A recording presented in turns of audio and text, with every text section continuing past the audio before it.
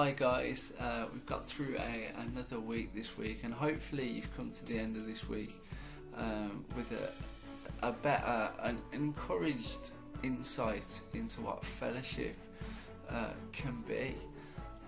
It's so much more, as Joe pointed out to us at the beginning, it's so much richer than it can seem on the surface.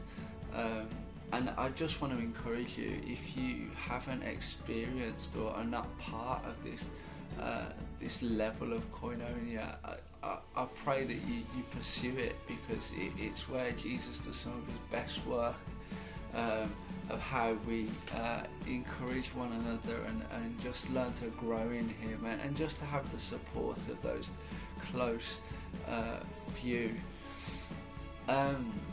But also, I just want to encourage us today that if you do have that sort of level of koinonia, I want to encourage you that you begin to open up your circle, because I believe a big part of it, where I'm going to draw us to in a minute, is showing others this level of fellowship and commitment and love for one another.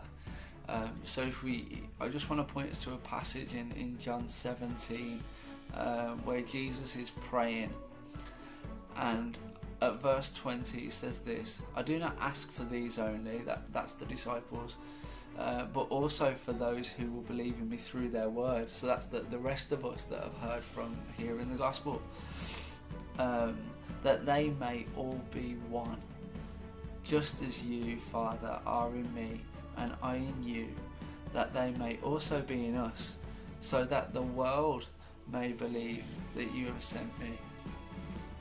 In our relationship, Jesus is there praying that not only are we close friends, but we become one in our purpose, in our connection, in just as him and the Father are one. Imagine that level of closeness between one another. It's unfathomable, and it's probably something that we get gifted with through God, because it definitely doesn't sound like something we can accomplish ourselves.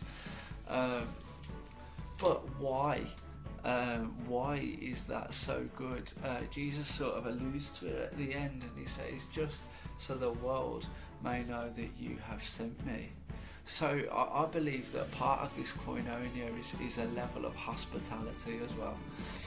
Not just vulnerability, not just commitment, not just trustworthiness, not just attentiveness to one another, but there's also room for hospitality. And I know it's a brave thing to step into, to say we've all just joined in this committed relationship, we know everything about one another, if that's where you've got to, and to then invite someone else into that.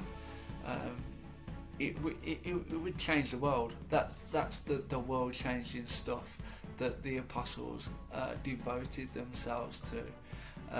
Just imagine what that might look like to people who haven't got those level of relationship outside of the church. That is the sort of relationship that we need to display.